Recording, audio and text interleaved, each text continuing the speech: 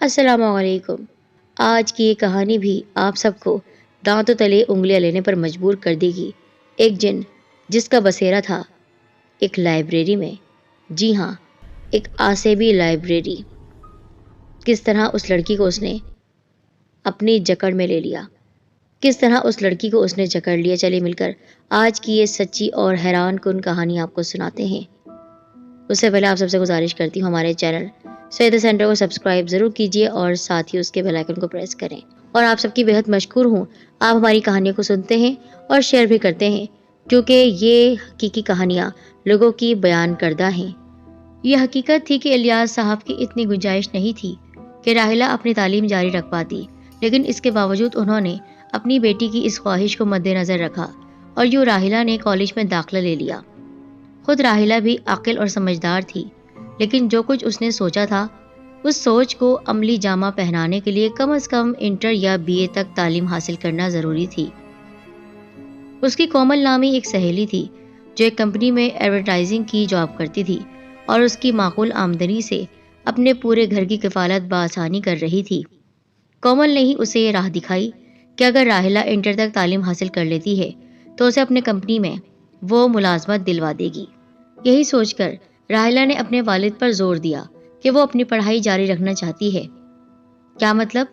تم جاب کرنا چاہتی ہو اس لیے تمہیں تعلیم حاصل کرنی ہے؟ یہ تم کیا کہہ رہی ہو؟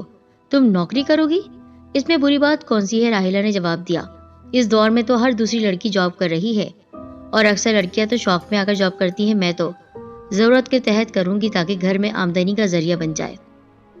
فیروزہ بیگم یعنی اس کی ماں خاموش نہیں، وہ کسی سوچ میں ڈوب گئی تھی۔ این اسی وقت راحلہ نے ان کے گلے میں اپنی باہیں ڈال دی۔ پیاری امی، آپ فکر نہ کریں، میں کوئی ایسا قدم نہیں اٹھاؤں گی جس سے آپ کو یا ابو کو شرمندگی ہو، پرومس۔ کالج میں سب سے پہلے اس کی جان پہچان سعدیہ سے ہوئی تھی، اور اس کی وجہ یہ تھی کہ سعدیہ ایک شوخ و چنچل اور شرارتوں بھری باتونی لڑکی تھی۔ راحلہ اور سعدیہ جلد ہی ایک دوسرے کی دوست بن گئیں اور گھل مل گئیں۔ سعدیہ کی عادت تھی کہ وہ خوب پٹر پٹر بولتی تھی اور اس کے ساتھ راحلہ کا اچھا وقت گزر جاتا تھا۔ دوسرے کلاس فیلوز سے راحلہ اتنی کلوز نہیں ہو سکی تھی۔ ایک دن ایک اہم ٹاپک کی تیاری کے لیے ان لوگوں نے کالج کی لائبریری کا رخ کیا۔ کلاس کی ایک اور لڑکی روحی بھی ان کے ساتھ تھی۔ تینوں لائبریری میں داخل ہوئیں اور راحلہ نے روحی کے ساتھ اس ٹاپک کے مطابق کتابوں کی تلاش کرنا شروع کر دی۔ سعدیہ کے انداز سے ظاہر ہو رہا تھا کہ وہ اس کام میں قطعی دلچسپی نہیں لے رہی۔ اس نے ایک میگزین اٹھایا اور کرسی پر بیٹھ گئی۔ اس کے صفحے الٹ پلٹ کرنے لگی۔ کیا تم کو تمہارا ٹاپک نہیں ملا؟ تم بھی آ جاؤ نا، میں خود ہی لکھ لوں گی۔ اس نے گویا مکھی اڑائی، اتنی معلومات تو ہے مجھے۔ سعدیہ نے اس بات کو محسوس کیا تھا کہ روحی اس کو دیکھ کر زیر لب مسکرا رہی ہے اور کچھ کہنا چاہتی ہے لیکن خاموش ہو گئی۔ تھوڑی دیر میں ہی روحی اور راحلہ اپنی کتابیں لے کر آ گئیں۔ اب انہیں نوٹس بنانا تھے۔ این اسی وقت سعدیہ اٹھ کر ان دونوں کے قریب آ گئی۔ ایک بات معلوم ہے تم لوگوں کو؟ کون سی؟ چھوڑو، تم لوگ خواہ ڈر جاؤ گی۔ او ہو، ایسی بھی کیا بات ہے؟ راحلہ ہنس پڑی۔ کوئی نئی نہیں سوجی ہوگی تم کو؟ نئی نہیں، بہت پرانی ہے، بہت پرانی۔ میں تو تم سے پہلے اس کالج میں آئی تھی، اس دوران مجھے اس بات کا پتہ چلا۔ وہ بولتے بولتے رک گئی۔ کیوں سسپینس پھیلا رہی ہو بہن؟ روحی نے بھی زبان کھول دی۔ ایسی کون سی راز کی بات تم کو معلوم ہو گئی ہے؟ سنو تم لوگ، اس لائبریری کا رخ کم ہی لوگ کرتے ہیں۔ میں بھی یہاں بس تم لوگوں کی وجہ سے آ گئی ہوں، ورنہ میں یہاں ہرگز نہیں آتی، اکیلی تو کم از کم نہیں۔ لیکن کیوں؟ بات یہ ہے کہ اس لائبریری میں اسرار ہے اور یہ آسیب زدہ ہے۔ کہا جاتا ہے کہ یہاں پر کوئی جن یا جن زادی ہے۔ یہ سن کر دونوں اس کی شکل دیکھنے لگی۔ سعدیہ کے چہرے پر دور دور تک شوخی یا مذاق کا عنصر دکھائی نہیں دے رہا تھا۔ ارے میں سچ بول رہی ہوں، لوگ کہتے ہیں کہ یہاں عجیب اور غریب قسم کی آوازیں گونجتی ہیں اور رات کے وقت تو اکثر راہ چلتے لوگوں کو یہاں روشنی نظر آتی ہے۔ یہ کیسا مذاق ہے سعدیہ؟ راحلہ نے منہ بنایا۔ کیوں ہم لوگوں کو ڈرا رہی ہو؟ یہ نہ ہی مذاق ہے اور نہ میں ڈرا رہی ہوں۔ اگر تم لوگوں کو میری بات پر یقین نہیں آتا تو تم یہاں کے اسٹاف وغیرہ سے معلوم کر لو۔ چلو بھائی نکلو یہاں سے، مجھے تو ویسے بھی ان چیزوں سے یعنی جنات اور بھوتوں سے بہت ڈر لگتا ہے۔ این اسی وقت جب وہ وہاں سے نکلتے، لائبریری کا دروازہ کھلا۔ سفید رنگ کے بے داغ سوٹ میں ایک انتہائی اسمارٹ اور خوش شکل نوجوان اندر داخل ہوا۔ خاص طور پر راحلہ کی نظریں اس پر جم گئی۔ خود راحلہ نے بھی محسوس کیا کہ وہ نوجوان اسے ہی دیکھتا ہوا آگے بڑھ رہا ہے۔ پھر اس نے اپنی نظریں ہٹائیں اور ایک جانب چل دیا۔ اس کا رخ کتابوں کی دوسری سائڈ والی شیلف کی طرف تھا۔ چلو بھائی، سعدیہ بھی اٹھتے ہوئے بولی، میرے خیال سے لائبریری بند ہونے والی ہے۔ ارے کالج ٹائم بھی ختم ہو گیا ہے، چلو اٹھو، جلدی اٹھو۔ لیکن دوسرے دن وہ سعدیہ کو یہ بات بتائے بغیر نہ رہ سکی کہ پہلے تو سعدیہ چپ چاپ سنتی رہی، پھر اس کی آنکھوں میں شرارت کی چمک لہرانے لگی۔ او ہو بی بی، شاید اس کو پہلی نظر کی محبت کہتے ہیں، لیکن یہ تو بتاؤ کہ تم نے ان صاحب کو کل کہاں دیکھا تھا؟ کیا مطلب؟ کس بات کا مطلب؟ بھائی میں نے ابھی تم کو بتایا ہے کہ وہی لڑکا جو کل ہم لوگوں کے سامنے لائبریری میں آیا تھا۔ لائبریری میں؟ سعدیہ کا لہجہ الجھا ہوا تھا۔ تم کب کی بات کر رہی ہو؟ کیا تمہاری یادداشت اتنی خراب ہے؟ راحیلہ بھننا گئی۔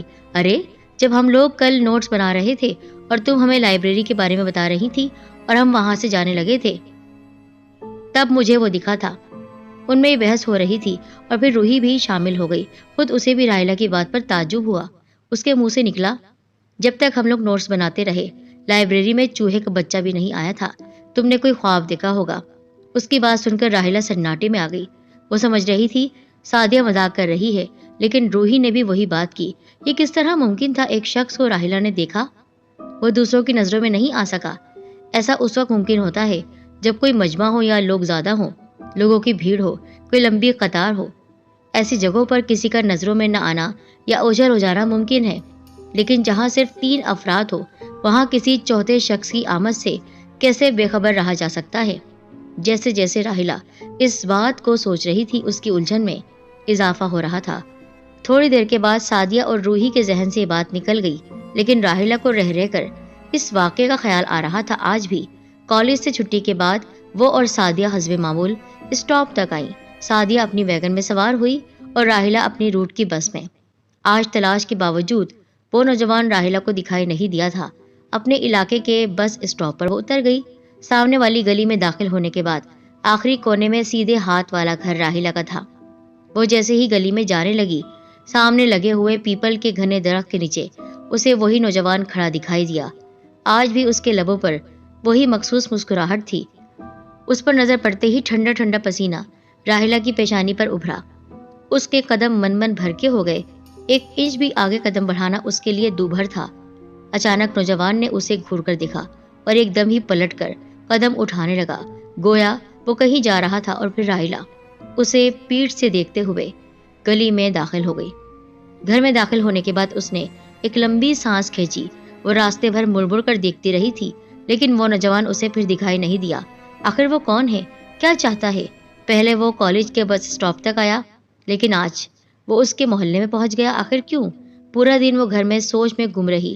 کئی بار ماں نے اسے ٹوکا، لیکن وہ بات کو اڑا گئی اور صرف مسکرانے پر اکتفا کیا۔ کوئی بات تو ضرور ہے۔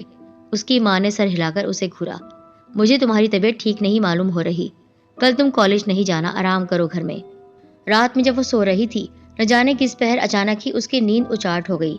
وہ ہڑبڑا کر اٹھ بیٹھی۔ اس کی عادت تھی کہ وہ کمرے کی لائٹ روشن کر کے اپنے پلنگ پر سوتی تھی۔ چند لمحے تک تو سوچتی رہی کہ نیند کھلنے کی وجہ کیا ہے، کوئی عجیب سا خواب یا پھر کوئی آہٹ۔ ایک عجیب سے احساس نے اسے گھیر لیا۔ اس نے چاروں طرف نظر دوڑائی، دروازہ بدستور بند تھا، اور پھر جیسے ہی اس نے چادر ہٹائی تو وہ چونک اٹھی۔ چادر کے نیچے ایک طے کیا ہوا کاغذ پڑا ہوا تھا۔ یہ کاغذ یہاں کیسے آیا؟ ہو سکتا ہے میرے رجسٹر میں سے گرا ہو۔ راحیلہ نے کاغذ اٹھا لیا اور اس کی تہ کھول دی۔ ایک لیٹر لکھا ہوا تھا جو انتہائی خوبصورت الفاظ میں تھا، ایک مسحور کن خوشبو، ایسے خوشبو جو اس نے آج تک کبھی نہیں سونگھی تھی، کاغذ سے اٹھ رہی تھی۔ جیسے جیسے راحیلہ وہ خط پڑھ رہی تھی، اس کی آنکھوں میں حیرت کے دیے روشن ہوتے جا رہے تھے۔ جانے تمنا، میں تمہارے نام سے کوئی غرض نہیں رکھتا ہوں، بس تم میری تمنا ہو۔ مجھے کوئی غرض نہیں تم کون ہو، تم میری زندگی ہو۔ تم کو دیکھتے ہی میں دل و جان سے تم پر قربان ہو گیا ہوں اور تم سے ملنا چاہتا ہوں۔ کل تم کالج کی لائبریری میں مجھ سے ضرور ملو، جس طرح میں نے تم تک رسائی حاصل کی ہے اور پھر یہ خط تم تک پہنچایا ہے۔ میں خود بھی تم تک پہنچ سکتا تھا، لیکن یہ اخلاق سے گری ہوئی بات ہے۔ میں تم سے اسی لائبریری میں ملنا چاہتا ہوں جہاں پر تم روز آتی ہو۔ مجھے یقین ہے کہ تم ضرور آؤ گی، اس بار تو ضرور۔ فقط تمہارا چاہنے والا قاف۔ راحیلہ نے کاغذ کو مٹھی میں جکڑ لیا۔ اس کا دل زور زور سے دھڑک رہا تھا، اس کا ذہن خلاؤں میں بھٹکنے لگا، نیند اس کی آنکھوں سے بہت دور جا چکی تھی۔ پھر کافی دیر کوشش کے بعد رات کو نہ جانے کب وہ دوبارہ سو گئی۔ صبح اپنے معمول کے مطابق اس کی آنکھ کھل گئی۔ اس نے خط کو دوبارہ پڑھنا چاہا لیکن اب وہ تھا کہاں؟ راحیلہ نے سارا کمرہ چھان مارا لیکن اسے خط نہیں ملا۔ اس نے جلدی سے کالج کا یونیفارم پہن لیا۔ اب اس کا رخ کچن کی طرف تھا جہاں اس کی والدہ صفائی وغیرہ میں مصروف تھیں۔ الیاس صاحب تو صبح 7 بجے ہی گھر سے نکل جاتے تھے۔ ان کے جانے کے بعد وہ کچن میں مصروف رہتی تھیں اور پھر راحیلہ کو کالج کے لیے اس کے ٹائم پر جگا دیتی۔ راحیلہ کو کالج کے لباس میں دیکھ کر انہوں نے بے ساختہ کہا، چونک کر کہا، ارے تم آج کالج جا رہی ہو؟ کہا تھا نا چھٹی کر لینا۔ جی امی جا رہی ہوں۔ کیوں؟ تمہاری طبیعت تو خراب ہے نا؟ میں نے تم سے کہا تھا نا۔ نہیں امی، میں چھٹی نہیں کر رہی، میں ٹھیک ہوں، آپ بے فکر رہیں، لائیں مجھے ناشتہ دیں۔ یہ کہہ کر راحیلہ ان کے قریب ہی بیٹھ گئی۔ فیروزہ بیگم نے ایک نظر اس پر ڈالی اور کچھ کہے بغیر ناشتے کی طرف متوجہ ہو گئی۔ نہ جانے کیوں ایک ہلکی سی مسکراہٹ راحیلہ کے ہونٹوں پر رقص کر رہی تھی۔ راحیلہ اور سعدیہ کے ساتھ ساتھ اب روحی بھی اس کے گروپ میں شامل ہو چکی تھی۔ گویا اب ایک اچھے دوست کا اضافہ ہو چکا ہے۔ چنانچہ روحی بھی ان کے ساتھ ہی بیٹھتی تھی۔ راحیلہ آج چپ چپ سے تھی۔ سعدیہ نے ایک بار ٹوکا تو اس نے کہا، میری طبیعت ٹھیک نہیں ہے۔ اوہو، طبیعت اداس ہے؟ کون یاد آ رہا ہے؟ کون؟ راحیلہ چونک اٹھی۔ ارے تم تو اسپرنگ جیسے اچھلی ہو، میں نے تو یوں ہی کہہ دیا۔ کل تمہاری ملاقات جن صاحب سے ہوئی تھی، ان کا ہی خیال آ گیا ہوگا۔ چلو ہٹو، تم تو بس الٹی سیدھی باتیں کرتی رہتی ہو۔ دوبارہ اس سے ملاقات ہوئی یا نہیں؟ نہیں، دل چھوٹا مت کرو، ہو جائے گی۔ روحی ان کی باتیں سن رہی تھی۔ وہ ہنس پڑی، تم تو بیچاری کے پیچھے ہی پڑ گئی ہو۔ میں کہاں پیچھے پڑی ہوں؟ اس نے طویل سانس لی۔ پیچھے تو کوئی اور صاحب پڑے ہیں، اور وہ بھی ہاتھ دھو کر، جو ہمیں نظر نہیں آتے، جو ان کو نظر آتے ہیں۔ اتنی ہی دیر میں پیریڈ شروع ہو گیا۔ چند ہی لمحوں میں اردو کے لیکچرار کلاس میں آنے والے تھے۔ سب اپنی تیاریوں میں مصروف ہو گئے۔ اسی وقت راحیلہ سب کی نظر بچا کر کلاس روم سے نکل گئی۔ اب اس کا رخ لائبریری کی طرف تھا۔ آج اردو کے لیکچرار نے بڑی دلچسپ باتیں کی۔ سبھی گم تھے۔ جب وہ کلاس روم سے چلے گئے تو اچانک ہی سعدیہ کو راحیلہ کا خیال آیا۔ ارے یہ راحیلہ کہاں چلے گئی؟ ہاں یار، مجھے اس بات کا خیال ہی نہیں آیا۔ مجھے لگتا ہے کافی دیر سے ہم لوگوں کے بیچ نہیں ہے۔ وہ ہے کہاں؟ میرا خیال ہے اچانک ہی اس کی طبیعت خراب ہو گئی اور وہ اٹھ کر گھر کی طرف روانہ ہو گئی۔ ارے ایسی بھی کیا ایمرجنسی تھی؟ ہمیں بتا کر تو جاتی یا اشارہ کر جاتی۔ ہاں یہ بات تو ہے۔ کیا تم کو راحیلہ کا گھر معلوم ہے؟ نہیں، کبھی ضرورت ہی محسوس نہیں ہوئی۔ اگر اس کا گھر معلوم ہوتا تو خیریت پوچھ لیتے۔ خیر اب کیا ہو سکتا ہے۔ اور پھر واقعی تمام وقت میں انہیں راحیلہ کی شکل دکھائی نہیں دی۔ اب انہیں یقین ہو گیا تھا کہ وہ اپنے گھر چلی گئی ہے۔ کالج کے چوکیدار کو حیرت کا شدید جھٹکا لگا اور یہ حیران کن بات تھی۔ کالج ٹائم ختم ہوئے تقریباً 2 گھنٹے گزر چکے تھے۔ تمام طالبات روانہ ہو چکی تھیں۔ کالج کا اسٹاف بھی اپنا آفس ورک سمیٹ کر رخصت ہو چکا تھا۔ ایسے میں کالج کے اندرونی حصے سے اندر سے ایک لڑکی کا یونیفارم میں برآمد ہونا اور گیٹ کی طرف تیزی سے قدم بڑھانا کافی حیرانگی والی بات تھی۔ وہ سیدھا ہو کر بیٹھ گیا۔ وہ لڑکی قریب آ رہی تھی۔ اس کے کندھے پر بیگ تھا اور اس نے چادر منہ پر اس طرح ڈھانپ رکھی تھی کہ چہرہ صاف دکھائی نہیں دے رہا تھا۔ اب وہ دروازے کے قریب آ چکی تھی۔ چوکیدار کھڑا ہو گیا۔ ساتھ ہی اس نے کڑکدار آواز میں کہا، اوئے کون ہو تم؟ لڑکی نے جواب دینے کے بجائے ایک ہاتھ بلند کر دیا۔ چٹاخ ایک زناٹے دار آواز گونجی۔ یہ تھپڑ اتنا شدید تھا کہ چوکیدار دوسری طرف الٹ کر گرا اور بے حس و حرکت ہو گیا۔ یعنی ایک تھپڑ نے اس کا کام تمام کر دیا تھا۔ لڑکی نے اس پر ایک نظر ڈالی اور آرام سے چلتی ہوئی گیٹ سے باہر نکل گئی۔ فیروزہ بیگم کا دل اچھل کر حلق میں آ رہا تھا۔ طرح طرح کے وسوسوں نے ان کے ذہن کو گرفت میں لے رکھا تھا۔ راحیلہ 2:30 بجے تک ہر صورت میں کالج سے آ جایا کرتی تھی، لیکن آج 4:30 بج رہے تھے اور اس کا دور دور تک پتہ نہیں تھا۔ یا مالک، وہ ہاتھ کو رگڑ کر بار بار دہرا رہی تھی، میری بچی کہاں رہ گئی؟ میری بچی کو اپنے حفظ و امان میں رکھنا۔ آخرکار 5 بجے کے قریب دروازے پر دستک ہوئی۔ دروازے پر وہ جھپٹی۔ انہوں نے دروازہ کھولا۔ سامنے راحیلہ کھڑی تھی، لیکن اس کا چہرہ اور آنکھیں سرخ ہو رہی تھی، سانس بھی پھولا ہوا تھا۔ کہاں تھی تم؟ کہاں رہ گئی تھی؟ اندر تو آنے دے، اس نے آہستگی سے کہا۔ انہوں نے اسے راستہ دے دیا۔ وہ غور سے راحیلہ کو دیکھ رہی تھی۔ راحیلہ صحن میں آ کر پلنگ پر خاموشی سے سر جھکا کر بیٹھ گئی۔ فیروزہ بیگم اس کے قریب آ گئی اور اس پر سوالات کی بوچھار کر دی۔ ارے امی، وہ झल्लाहट में बोली, मैं कहीं तफरी करने थोड़ी गई थी, कॉलेज में मेरी तबीयत खराब हो गई थी, इसलिए मैं एक दोस्त के घर जाकर बैठ गई थी। उसका नाम सादिया है और वो मेरे साथ क्लास में पढ़ती है। ओह, अम्मी के मुंह से निकला। तो ये बात थी, लेकिन हालात ऐसे हैं कि मेरा जहन हर तरफ भटक रहा था। मैंने तुम्हें समझाया था कि तुम्हारी तबीयत ठीक नहीं है, आज छुट्टी कर लो, लेकिन तुमने मेरी बात नहीं मानी। अब तुम हफ्ते भर घर में आराम करोगी और फिर जाओगी कॉलेज। हाँ, मैंने कह दिया। दूसरे दिन भी अम्मी ने बड़ी मुश्किल से उसे कॉलेज जाने से रोका। वो आज भी बज़िद थी कि उसे कॉलेज जाना है, पड़ी रहो घर में। फिरोज़ा बेगम का लहजा सख्त हो गया था। कोई ज़रूरत नहीं है कॉलेज के चक्कर लगाने की, खुदा ना खास्ता कुछ हो गया तो लेने के देने पड़ जाएंगे। तुम्हारी तबीयत मुझे अब भी ठीक नहीं लग रही, शाम को डॉक्टर से दवा लेने चलना। मैं ठीक हूँ अम्मी, मुझे कुछ नहीं हुआ। वो झुंझला रही थी। मैं कॉलेज जाऊंगी, ज़रूर जाऊंगी। ये सुनकर उन्हें गुस्सा आ गया। वो बोली, आज आने दो तुम्हारे अब्बू को। मैं बात करती हूँ कि तुम्हारी लड़की को अपनी जान की बिल्कुल परवाह नहीं है और उस पर कॉलेज की धुन सवार है। राहिला मुंह ही मुंह में कुछ बड़बड़ा कर रह गई और फिर जैसे तैसे नाश्ता किया और कमरे में आकर धप से बिस्तर पर ढेर हो गई। उसकी आंखें बंद हो गई और एक हल्की सी मुस्कुराहट होंठों पर नमूदार हो गई। साथ ही उसने धीरे से कहा, मेरे काफ, मेरी जिंदगी कहाँ हो? चेहरे पर छाने वाले अजीब से तासुरात ने उसका चेहरा ही बदल दिया था। उसकी आंखें बदसुतूर बंद थी। कॉलेज में उस नामालूम लड़की का वाक़या काफी मशहूर था। एक सवाल निशान गर्दिश कर रहा था, वो कौन लड़की हो सकती थी जो इतनी ताकत रखती हो कि चौकीदार जैसा तगड़ा बंदा उससे थप्पड़ खाकर मौत की नींद सो गया है। कहा गया था कि कोई लड़की थी जिसने उसके साथ ऐसा किया था।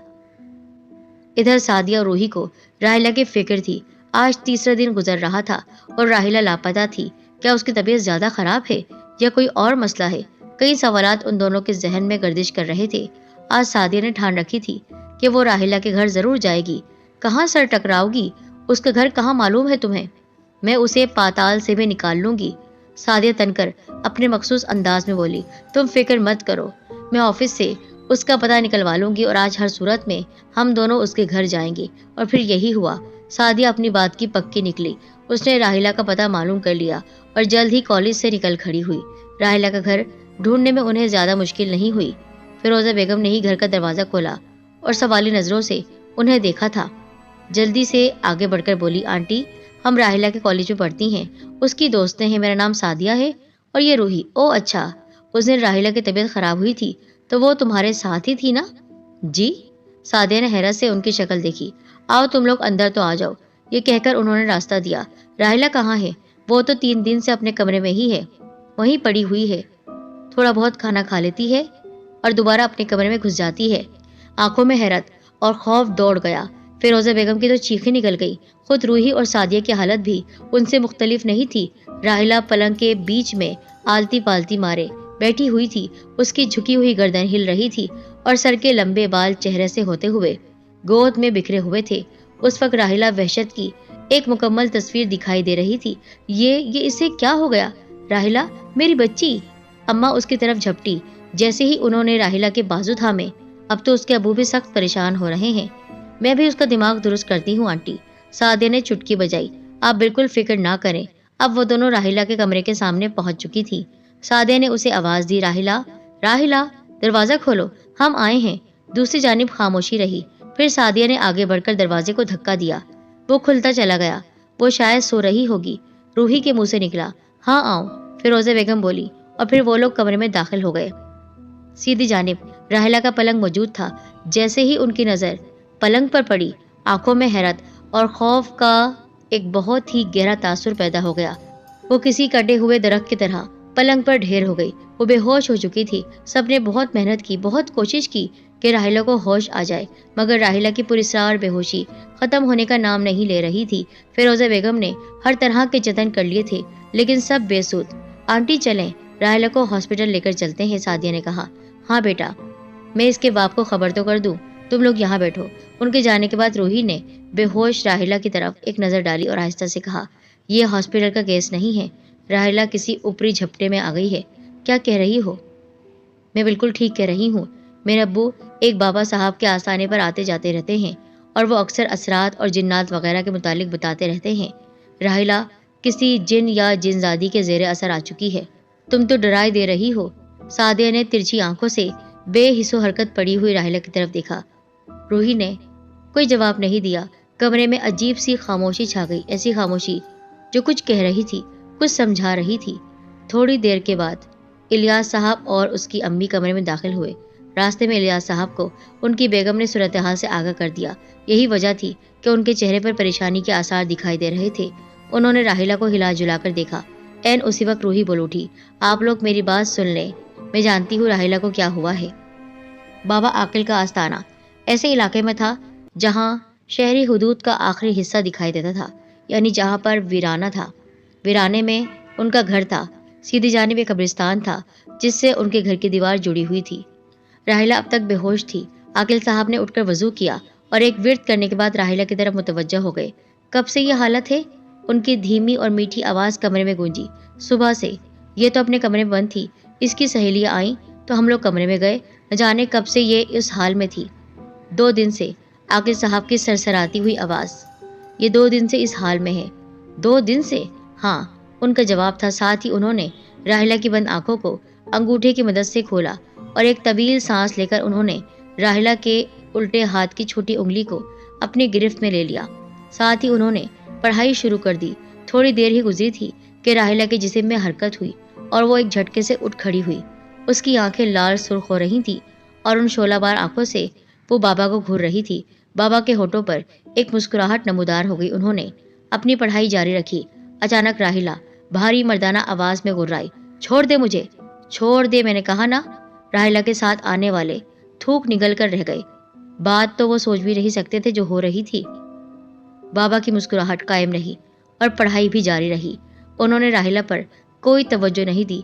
अब राहिला मचल रही थी, तड़प रही थी और एक बार फिर उसके मुंह से निकला, मुझे छोड़ दे, तू लड़की को छोड़ दे, मैं तुझे छोड़ दूंगा, बोल, छोड़ेगा? नहीं, मैं इसे नहीं छोड़ूंगा, बस तो मैं भी तुझे नहीं छोड़ूंगा। अब उनके विर्द में तेजी आ चुकी थी।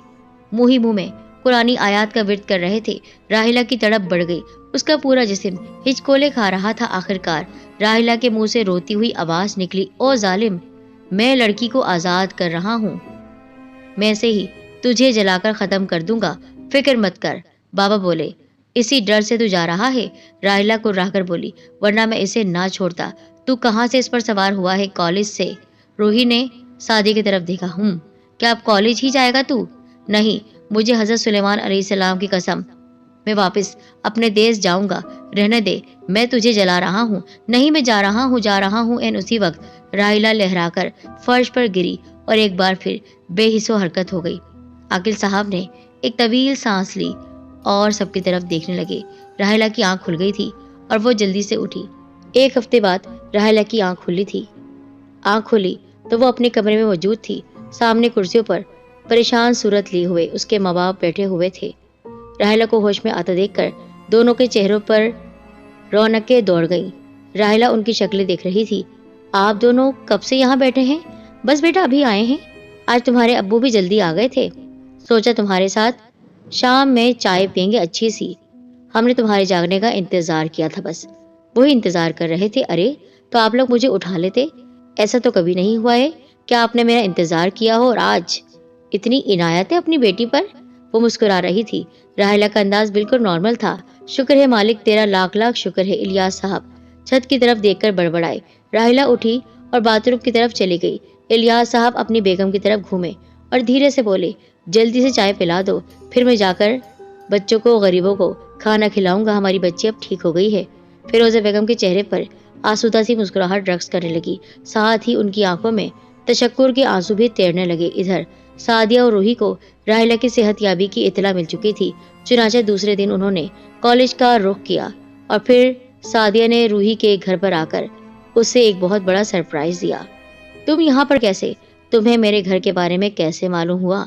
बस इंसान ढूंढना चाहे तो बहुत कुछ ढूंढ सकता है और तुम तो हमारी बहुत प्यारी दोस्त हो, क्या हम तुम्हारा पता नहीं ढूंढ सकते थे? राहिला से मिलने के बाद सादिया और रूही अपने घर आ चुकी थी। सादिया, मैं कुछ कहना चाहती हूँ। क्या कहना चाहती हो? हमने राहिला को तो कुछ नहीं बताया क्योंकि हम उसको बताना मुनासिब नहीं समझते हैं। जब उसे कुछ याद ही नहीं है तो बिला वजह उसे याद करवाया जाए, ये तो ठीक नहीं है ना। उसके जहन पर बहुत बुरा असर पड़ेगा। लेकिन میں نے ابو سے رات کافی دیر تک راحلہ کے موضوع پر بات کی ہے۔ ابو نے کہا کہ راحلہ پر قاف نامی ایک جن سوار ہو گیا تھا۔ قاف؟ ہاں، وہ اس پر جب سوار ہوا تھا جب ہم لوگ لائبریری میں پہلی بار نوٹس بنانے گئے تھے۔ یاد ہوگا نا کہ راحلہ کسی آدمی کا ذکر کر رہی تھی، لیکن ہمیں وہ نظر نہیں آیا تھا اور ہم نے اس بات کو ٹال دیا تھا۔ اور پھر ایک دن، یاد ہوگا تمہیں، راحلہ اچانک غائب ہو گئی لیکچر کے دوران۔ اس وقت وہ گھر پر نہیں گئی تھی بلکہ لائبریری میں گئی تھی اور اپنی امی کو بتایا تھا کہ میں سعدیہ کے پاس تھی، اس لیے اس کی امی نے ہم سے پوچھا تھا کہ بیٹی کی جب طبیعت خراب تھی تو وہ تمہارے پاس ہی تھی۔ اوہ، ہم نے تو غور ہی نہیں کیا۔ بالکل ٹھیک، اسی دن سے اس جن نے راحلہ کو اپنے حصار میں جکڑ لیا اور اس پر عاشق ہو گیا، اس لیے راحلہ ہم لوگوں سے نظر بچا کر لائبریری میں چلے گئی۔ یہ بھی اس کے حق میں بہتر ہوا کہ قبل از وقت اس کا علاج ہو گیا، وگرنہ گزرتے وقت کے ساتھ ساتھ وہ جن راحلہ پر مضبوطی سے حاوی ہو جاتا اور اسے اتارنے میں بابا کو بہت دقت کا سامنا کرنا پڑتا۔ بات تو صحیح کی، تو کیا وہ جن اب بھی لائبریری میں ہوگا؟ نہیں، اسے بابا نے اس کی دنیا میں واپس بھیج دیا ہے۔ کہا گیا ہے کہ جتنا پرانا ہمارے کالج ہے اس سے پرانا وہ جن ہے۔ سمجھ لو 1000 سال سے وہ وہاں پر موجود ہے، لیکن پھر وہاں پر کالج بنا، لائبریری بنی، لوگ آتے گئے، ویران جگہ آباد ہو گئی، پر وہ جن وہاں پر رہا۔ اسے اس کے ملک سے نکال دیا گیا تھا۔ جب اس کو اس کی دنیا سے نکال دیا گیا تو وہ انسانوں کی دنیا میں آ کر انہیں تنگ کرنے لگا۔ اس سے تم نے کہا تھا نا کہ لائبریری میں بہت ہی پراسرار چیزیں ہوتی رہتی ہیں، وہی جن تھا، لیکن بابا نے اس کو اس کی دنیا میں بھیج دیا۔ اور کالج کے چوکیدار کو جس نے مارا تھا وہ لڑکی راحلہ ہی تھی؟ ہاں، لیکن وہ راحلہ نہیں تھی، وہ جن تھا جس نے اس کے روکنے پر، اس کے ٹوکنے پر اس کو مڑ کر زوردار تھپڑ مارا تھا۔ اس وقت اس جن کی ہی شکل اس چوکیدار کو نظر آئی تھی، لیکن تمہیں یہ بات کیسے معلوم؟ بس معلوم ہو گئی ہے۔